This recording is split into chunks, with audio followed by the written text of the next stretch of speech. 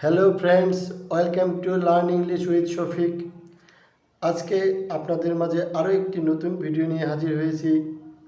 আজকে আমরা শিখব ইংরেজিতে 21টি কনসোনেন্ট। আমরা জানি ইংরেজিতে 21টি 26টি লেটার আছে এবং ইংরেজিতে 26টি লেটারের মাঝে 5টি ভাওয়েল এবং 21টি কনসোনেন্ট। আমরা আগের পর্বে 5টি ভাওয়েল শিখিয়েছিলাম, আজকে শিখব বাকি 21টি consonant. B, C, D,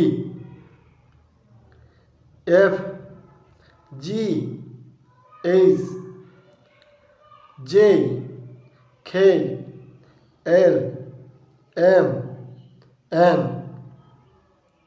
P, Q, R, S, T, V, W, X, Y, Z. এই 21টি হলো কনসোনেন্ট। কিন্তু এর মাঝখানে আবার 2টি লেটার আছে যেটাকে আমরা সেমি ভাওয়েল বলে থাকি, যেটা কনসোনেন্ট বা ভাওয়েল দুই রূপে বিভিন্ন জায়গায় বিভিন্নভাবে ব্যবহার হয়ে থাকে। তো আজকে আমরা শিখব যে কিভাবে আমরা এই কনসোনেন্টের সেমি ভাওয়েল দুইটি কী কী সেটাও শিখব। দুটি সেমি ভাওয়েল হলো ডব্লিউ এবং ওয়াই। ডব্লিউ এবং ওয়াইকে সেমি ভাওয়েল বলা হয়। আপনারা এই ভিডিওটি বারবার দেখবেন এবং এই ভাওয়েলগুলো ভালো করে শিখেছেন আগের পর্বে। এখন আপনারা এই পর্ব থেকে কনসোনেন্টগুলো বেশি বেশি শিখে ফেলবেন।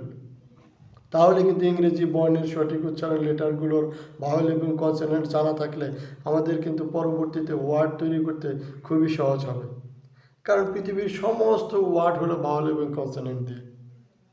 ইংরেজিতে যত লেখা, বাংলায় যেরকম স্বরচিহ্ন থাকে, কিন্তু অন্যান্য ভাষায় বিভিন্ন রকম চিহ্ন থাকে, সাংকেতিক চিহ্ন থাকে, কার চিহ্ন থাকে, কিন্তু ইংরেজিতে কিন্তু কোনো চিহ্ন নেই। এই 26টি লেটার ভাওয়েল এবং কনসোনেন্ট, এগুলো দিয়েই সকল শব্দ বা ইংরেজি ওয়ার্ড, সেন্টেন্স যা বলে, ইংরেজিতে যত কথা সব কিন্তু এই ভাওয়েল এবং কনসোনেন্ট দিয়েই তৈরি করা হয়। তাই আমরা সবাই খুবই মনোযোগ সহকারে সঠিক উচ্চারণের মাধ্যমে ভাওয়েল এবং কনসোনেন্ট শিখব।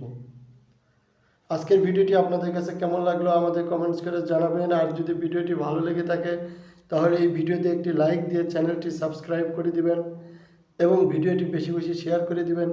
আপনাদের সাথে আবারও দেখা হবে নতুন কোনো ভিডিও নিয়ে। সেই পর্যন্ত আপনারা সবাই ভালো থাকবেন। সবাইকে ধন্যবাদ। আসসালামু আলাইকুম।